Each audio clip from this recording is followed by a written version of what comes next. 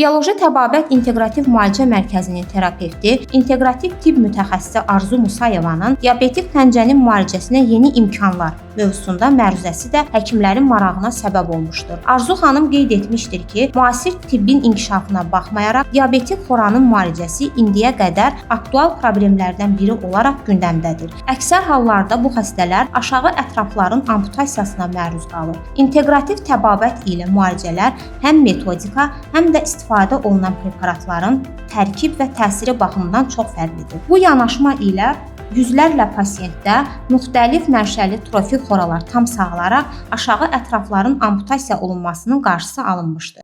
Hörmətli həmkarlarım, hamınızı salamlayıram. Məndən öncə çıxış edən spikerlərimizin hamısına təşəkkürümü bildirirəm verdikləri informasiyalara görə. Bugün həqiqətən də çox önəmli bir gündür. Bugün biz həkimlər bir araya gələrək insanlığın aktual problemlərinin həlli yollarını araşdırmaqla məşğuluq və bu məqsədlə də bilgi bölüşməsi aparırıq.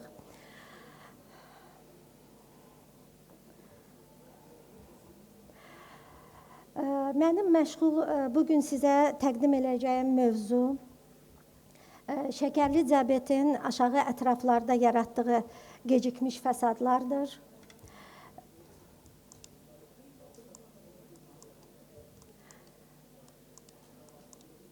Bu səfkidə olan məqalələrdir ki, istəsəz araşdırıb tanış ola bilərsiniz. Yox, oranı istəmirəm.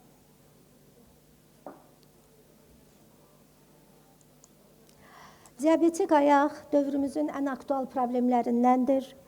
Deməli, dünyada hər 10 saniyədən bir insan diabet və yaxud onun fəsadından öz həyatını dəyişməkdədir. Diabetik pəncə sindromu aktual problem olub aşağı ətrafların amputasiyalarına, əlilliyə, həyat fəaliyyətinin pozulmasına, orta ömrün azalmasına və nəhayət ölmə səbəb olur. Və hər aşağı ətraf amputasiyasından sonraki yaşam faizi 50% hallarda 3 ilə qədər davam edə bilir. Sonradan digər ayağını da həmin problem gözləyə bilir. Dünyada aparılan aşağı ətraf amputasiyalarının təxminən 80-85% məhz bu patologiyanın üzərinə düşür. Mən qeyd etmək istərdim ki, bugün mən deməli təsnifata görə bildiyiniz kimi diabetik ayaq, diabetik neuropatiya, diabetik angiopatiya və bu hər iki deməli problemin birənti yaşamı, yəni işemik, neuropatik, neyroişemik forma, qarışıq forma kimi təsnif olunur. Bugün biz diabetik angiopatiya ətrafında danışacağıq. Bu bilavasitə aşağı ətrafların arterial damar şəbəkəsində gedən problemlərin yaratdığı fəsadlardan da olacaq. İlk öncə mən qeyd etmək istərdim ki, angiopatiya uzun müddət qanda şəkərin yüksək olması, yəni hiperglikemiya bilavasitə damarların selikli qişasını da zədə yaradaraq damar mənfəzinin daralmasına, tıxanmasına gətirib çıxarır. Nəticə etibarilə həmin arterial şəbəkənin təchiz etdiyi toxuma nahiyəsində işemiya yaşanır. Bu prosesin qarşısı alınmaqsa, bu növbəti deməli etap kimi qangrenalarla fəsadlaşır və burada da artıq amputasiyaya gedən bir yolla insanlar qarşılaşır. Akademik tibbdə bildiyimiz kimi bu qism deməli pasientlərin müalicəsi protokollar üzrə deməli hədəfləyici yön tutur və burada eyni zamanda simptomatik müalicə getmiş olur. Ələlxüsus antibakterial terapiya, analgetiklər, statinlər, qeyri-steroidlər, vazodilatatorlar, spazmolitiklər, antiagregantlar və s. istifadə oluna bilir. Lazım gəldikcə angioplastik əməliyyatlara da müraciət olunur. Bu da nəticə vermədikdə artıq aşağı ətrafların amputasiyası qaçılmaz olur. Yerli müalicələrdən hamımızın tanış olduğu kimi izotonik məhluldan, yuyucu vasitə kimi, betadindan, İltihab əleyhinə olan deməli məlhəmlərdən, məsələn antiseptiklərdən tirazurda çox geniş yer verilir. Əsasən onun tozu deməli yaraları qurutmaq üçün geli isə quru yaralarda tətbiq edilib yara dibinin təmizlənməsinə kömək edir. Lakin gəlin razılaşaq ki, uzun müddət antibakterial terapiya və yaxud digər farmakoterapiyanı işlətmək mümkün olmur.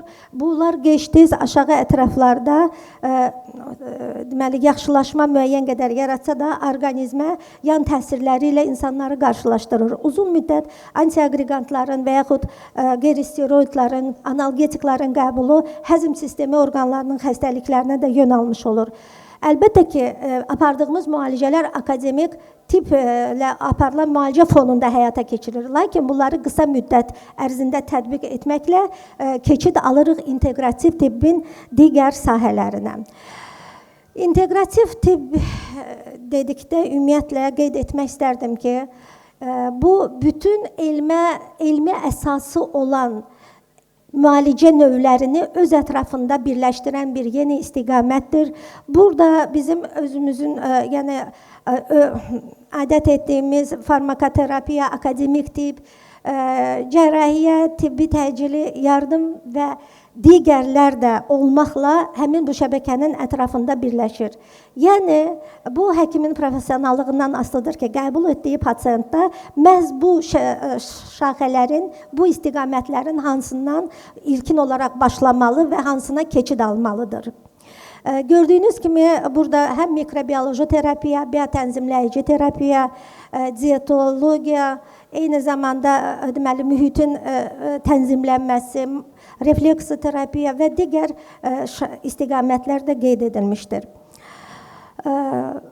İnteqrativ tibb baxımından bu xəstəliklərin müalicəsində burada orqanizmə vəhdət şəklində yanaşılaraq yalnız hədəf nahiyəsinin, yəni pasiyentin bizə müraciət etdiyi o yara xoranın yerli olaraq müalicəsi deyil, eyni zamanda etiopatogenetik yanaşaraq məsələyə daha dərindən müalicələr nəzərdə tutulur.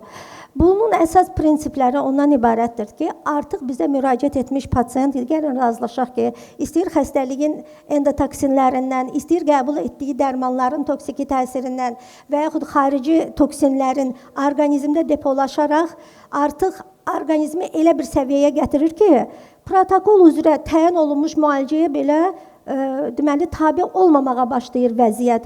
Mən elə bilirəm ki, biz həkimlərin hamısının praktikasında biz belə şeylərlə rastlaşırıq. Yəni, elə hallar olur ki, aparırıq, amma axırda görürük ki, yenə də pasiyenti amputasiyaya yönəltməliyik. İnteqrativ tibb baxımından bu problem nə cür dəyərləndirilir? Yəni, əgər biz bunları toksinlərin depolaşması kimi qəbul ediriksə, burada ilkin olaraq start alırıq orqanizmdən həmin bu toksinlərin drenaj orqanları vasitəsilə xaric edilməsindən. Bunun üçün də biotənzimləyici preparatlara müraciət olunur. Müalicəvi dietologiyanın burada öz önəmi var. İmmun sistemin dəstəklənməsi şərt sayılır. Mikrobioloji terapiya və eləcə də bərpa terapiyası, regenerativ terapiyaya təkan verilir. Mən bugün sizə deməli klinikamızda müşahidə apardığımız tədqiqat haqqında danışmaq istəyirəm. Bu şəkərli diabet 2-ci tip diabetik ayaq diaqnozu ilə klinikamıza müraciət etmiş və inteqrativ təbabətlə müalicəsi aparılmış pasiyentlər üzərində müşahidələrdir. Müalicə effektliyini dəyərləndirmək məqsədi ilə apardığımız tədqiqatın nəticələrini sizə təqdim edirəm.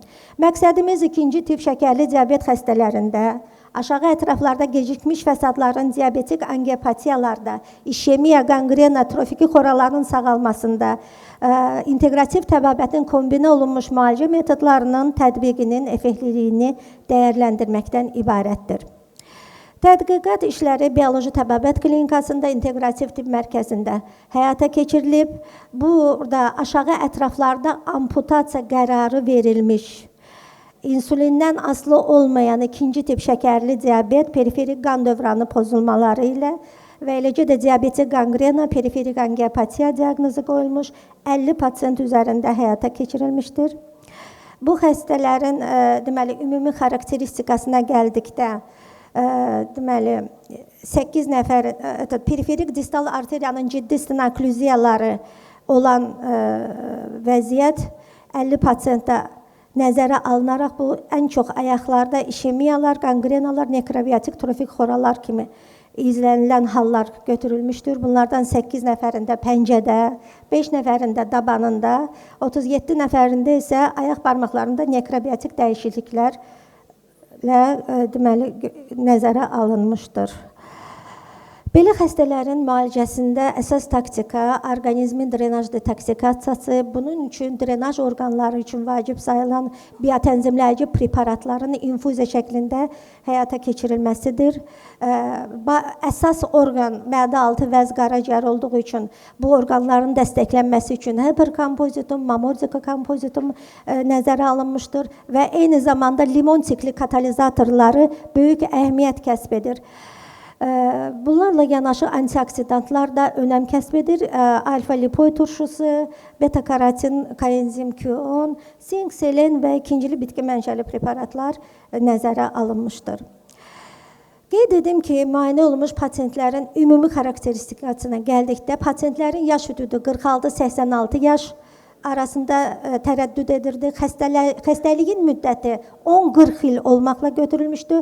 Fəsadlaşmanın müddəti 1-24 ay. Kişi qadın cinsi ilə nisbət kişilərdə daha çox qeyd olunmuşdu. 32 nəfər kişilərdə, qadınlarda isə 18 nəfər kimi qeydə alınmışdı. Periferik qan dövranı çaşmamazlığının klassifikasiyasına görə dəyərləndirmə apardıqda, burada 15 xəstə 2A, 25 xəstə, yəni mən 200 kilometrdən çox gedən fasiləli axsama olan 15 xəstə nəzərdə tutulur. 200 kilometrdən az yeridikdə fasiləli axsaması qeyd olunan 25 xəstə qeydiyyata alınıb və bunlardan bir neçə addım yeridikdə artıq fasiləli axsama və ya uzandıqda ağrı hiss edən pasientlər 10 nəfər təşkil etmişdi. Ümumilikdə 50 nəfərin 50-sində də trofik xoralar barmaqlarda, dabanda, pəncədə qeydə alınmışdır. Wagner təsnifatına görə bu yaraların deməli dəyərləndirilməsində bizim götürdüyümüz pasientlər deməli 3-cü D stadiyasına tərəddüd edir. Çünki burada 42 xəstə 2-ci stadiya, yəni vətərə və sümük kapsulasına çatmış xoralar nəzərdə tutulur. 3-cü stadiyadan isə 8 xəstə qeydə alınmışdır. Bu artıq sümüyə və oynağa çatmış xoraları qeydiyyatıdır. Bu xəstələrə biz kompleks müalicəni 3 etapda həyata keçirmişik. İlkin olaraq bir qeyd etdiyim kimi drenaj detoksikasiya, izotonik məhlulda natri bikarbonat 50 ml olmaqla traumil, limfomiyazot, hiperkompozitum, solidaga, koenzim kompozitum, ubiquinon deməli qatışmaqla infuziyalar 10 seans olmaqla gün aşırı həyata keçirilmişdir. Mühitin tənzimlənməsi üçün deməli alkala, sanovis, süd turşusu siklina təsir edən sanovis, citrakel istifadə kimi peroz təyin edilmişdir. Aşağı ətrafların kollateral qan dövranını artırmaq məqsədi ilə akupunksion nöqtələrə müvafiq preparatlar inyeksiya olunmuşdur. Bu prosedurda gün aşırı 10 seans olmaqla, sonradan isə həftədə 2 dəfə olmaqla, yəni bu xəstələr 20 seans müalicə alır klinikamızda. Yanaşı müalicələrdən mən qeyd etmək istərdim. Azonoterapiyaya böyük önəm verilir. Burada həm ümumi azonoterapiya, azon torbaları yara nahiyəsinə bilavasitə azonun ötürülməsi ilə həyata keçirilir və lokal azonoterapiya. Bu terapiyaların apardıqca əyani olaraq xüsusilə lokal azonoterapiyanı qeyd etmək istəyirəm. Yara daxilinə və kənarına inyeksiya olunan müvafiq dozalı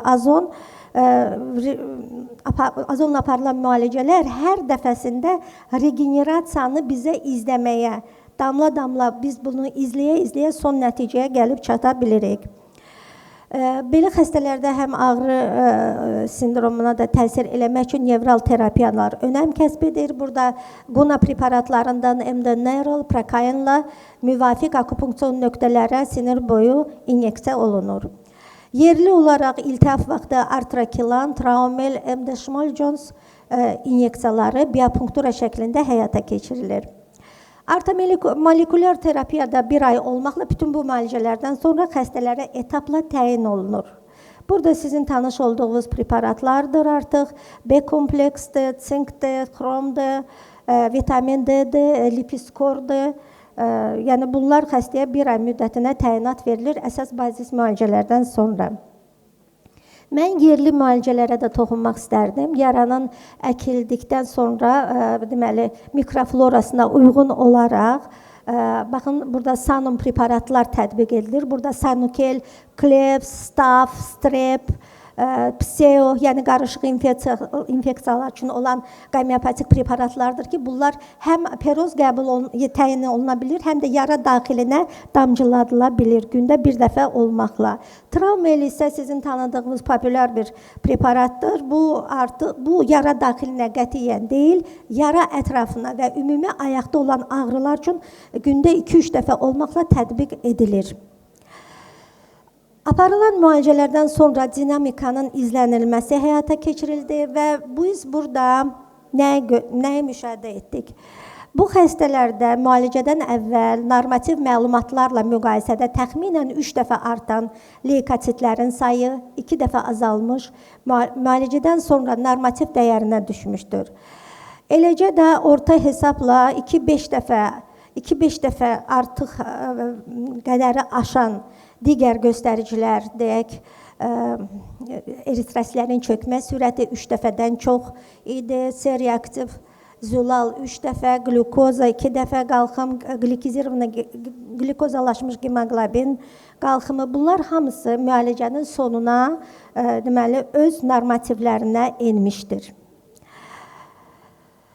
İnsulinə olan tələbata da gəldikdə çox maraqlı bir dinamika izlədik. Bu xəstələrdə müalicədən öncə günlük tələbat 25-32 vahid 3-5 dəfə olmaqla həyata keçirilirdisə, müalicədən sonra günlük tələbat, insulinə olan günlük tələbat 10-15 vahidə düşmüş və bu 2-3 dəfə olmaqla həyata keçirilmişdir. Bu baxımdan insulinə olan tələbatın faizi 76-dan 24-ə enmişdir. Burada periferik arteriyaların ultrasəs Doppler müayinəsinin nəticələrinin dinamikası sizə təqdim edilir. Baxın, ön qamış arteriyasında olan sürət 17-dən 32-yə qalxmış müalicədən sonra, arxa qamış arteriyasında deməli orta dəyərləndirmə 12 sm olan görüntü 32-yə qalxmış, kollateralı tamamilə olmadığı vəziyyət 13 pasientdə idi. Bunlardan 5-də kollateral qan dövranı yaranmış, 8-də isə proses mini rəqəmsal amputasiya ilə başa çatmışdır. Bunun da diaqram göstəricilərini sizə əyani olaraq nümayiş elətdiririk. Burada hər 3 damar şəbəkəsində və nahiyədə olan görüntülər sizə təqdim olunur.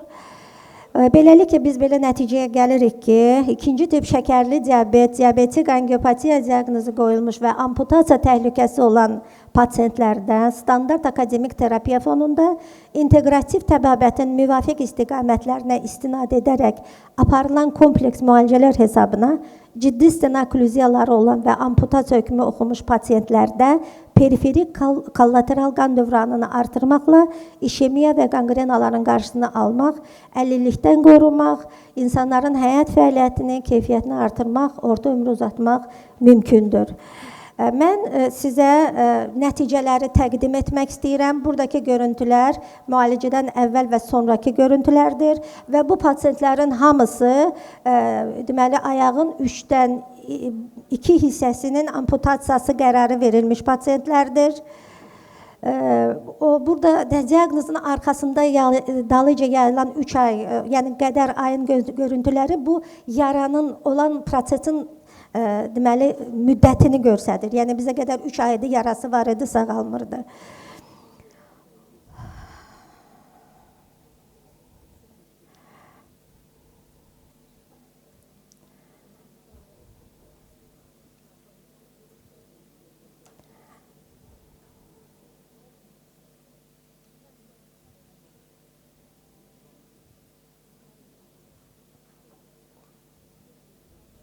Bu pasient bizdən öncə ayrı bir yerdə operasiya olunmuşdu. Qoyulan tikişlər açıldığından sonradan onun müalicəsi üçün müraciət etmişdi. Baxın, bu dağılmış bir ayaqdan gedir söhbət.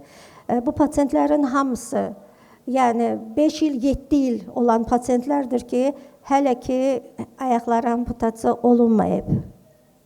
Bu xaricdən müraciət edən pasient də çox maraqlı bir pasient idi. Bunun angioplastik deməli 6 dəfə dünyanın müxtəlif ölkələrində angioplastika əməliyyatı aparılsa da yarası sağalmamışdı. Baxın, xırda deməli kiçik rəqəmsal amputasiyalarla ayağı qorumaq bu pasientdə mümkün olmuşdur. Bu bizim mərhum professorumuzun ayağıdır.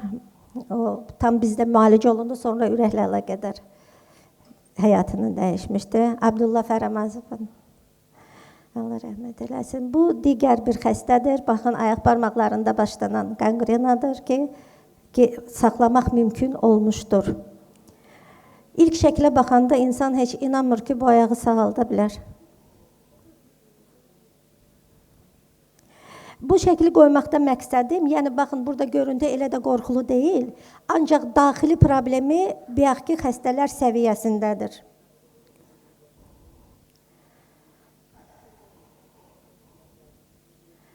Bu pasientin bizə özünün çəkib göndərdiyi videodur. Mən onu sizlə bölüşmək istədim. Görün, necə marağına səbəb olub ki, etap-etap bütün onları çəkib bizə göndərib.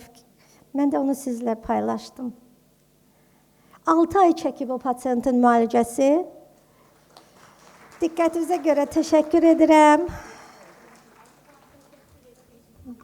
Ardıq xanım, təşəkkür edirik, çox gözəl. Xahiş edirəm, bir dəqiqə orada durun. Həmkarlar, kiminlə sualı varsa buyura bilər. Bəli. Şəkildə görmədiniz, son çəkiliş. Ardıq xanım, diqqət yetirin. İstərsiniz bura gəlin, buradan deyin, hamı eşitsin sizi. Gəlin bura. Orada var. Ya, xahiş edirəm, verin. Siz mikrofonu alın, zəhmət olmasa. Sualınızı deyin. Çox təşəkkür edirik geniş əhatəli izahınıza görə. Mən bir sual vermək istəyirəm. Bu şəkərli diabetlərdə əməliyyat üsulu ilə şəkərli xəstələri müalicə edirik deyirlər, eşitmişik. Çox xahiş edirəm, o barədə bizi məlumatlandırarsınız. Siz necə baxırsınız buna? Mən ümumiyyətlə qeyd etmək istərdim ki, bu dediyiniz əməliyyat var. Mənim xəstələrim içərisində də mən buna təsadüf etmişəm. Amma bu heç də tam bu vəziyyətin həlli yolu deyil. Yəni bir ailədən həm həyat yoldaşı, həm özü operasiya olunmuşdu ki, demişlər daha şəkərin olmayacaq. Lakin şəkər var, düzdür, elə də yüksək hədlərdə deyil, ancaq şəkər xəstəliyi xroniki bir xəstəlikdir, ömrünün axırına qədər davam edir hamıda. Mən bir həkim kimi belə anlayıram ki, bu xəstəliklə dil tapıb yola getmək lazımdır ki, onu həyat tərzinə çevirmək olsun. Buyurun. Başqa sualı olan? Başqa sual varmı? Başqa sual yoxdursa, Arzulam təşəkkür edirik və icazənizlə bir əlavə edim. Bizim çox hörmətli professor Arturo Obirni bizlərə neçə ildir gəlir, bizi başa salır. Əlavə olaraq bütün həkimlər üçün deyə bilərəm ki, şəkərli diabet metabolik sindromun bir klinik təzahürüdür.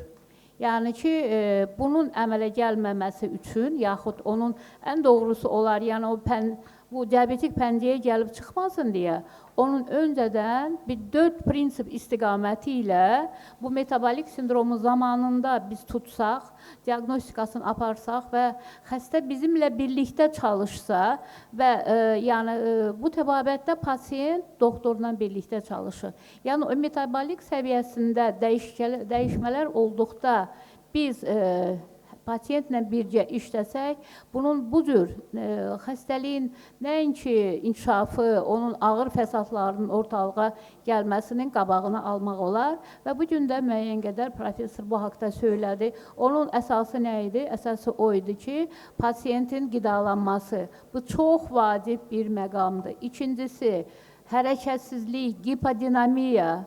Bu demək olar ki, bütün xəstəliklərə aiddir və xüsusi olaraq da bu patogenetik bir aspektlərdir, hansı ki, pasiyent tərəfindən necə deyərlər, gözlənilmir və onun özünün bir günahıdır ki, bu yerə gəlib çıxır. Üçüncüsü stres vəziyyətində olmaq.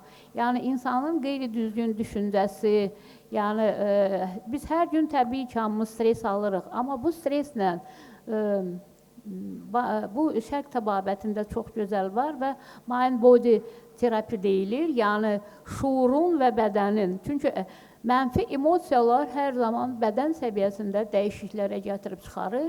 Bu xroniki şəkildə olduqda metabolik sindromdur və sonra digər xəstəliklərdir. Yəni bax, bunların hamısını biz nəzarət edəriksə, bizim epigenetikamız, yəni bunun